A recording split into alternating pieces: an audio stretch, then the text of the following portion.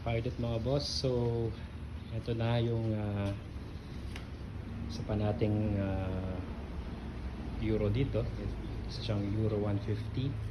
At doon sa last video natin, naman natin na sobrang daming kailangan ayusin dito. So right now, ito tapos na siya. And so yung mga nagawa natin dito, ayun, inayos natin yung sa makina niya.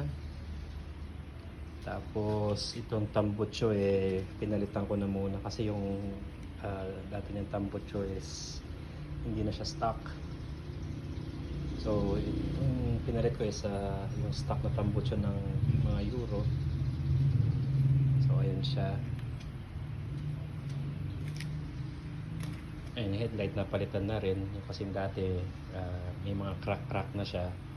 Sinubukan ko siyang ayusin ayun, dito malab. So ang pangit ng tignan, yung ginawa ko na lang is palitan ko na lang, total mura lang naman to. So pinalitan ko na lang ng headlight. Ayan, tapos ilagay na yung mga side mirrors, ilagay ng mga bagong goma dito, yung hand grip niya. Tapos inayos natin yung shock sa harap. Ayan, so okay na siya ngayon.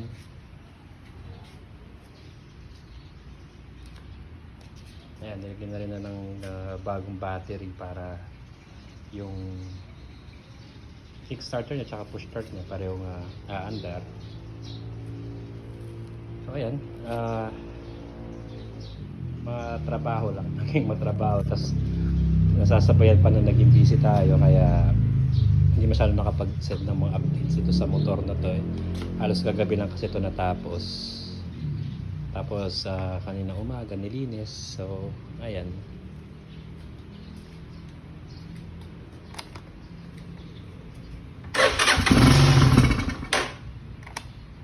walang mang gas. Ayun, ikakarga na lang ng gas mamaya nito, and then okay na siya. Hindi na natin i-post saka event. So mga boss, salamat sa panonood nyo, sa suportahan nyo, pa-like and subscribe na lang and share saka sakali ng YouTube channel natin.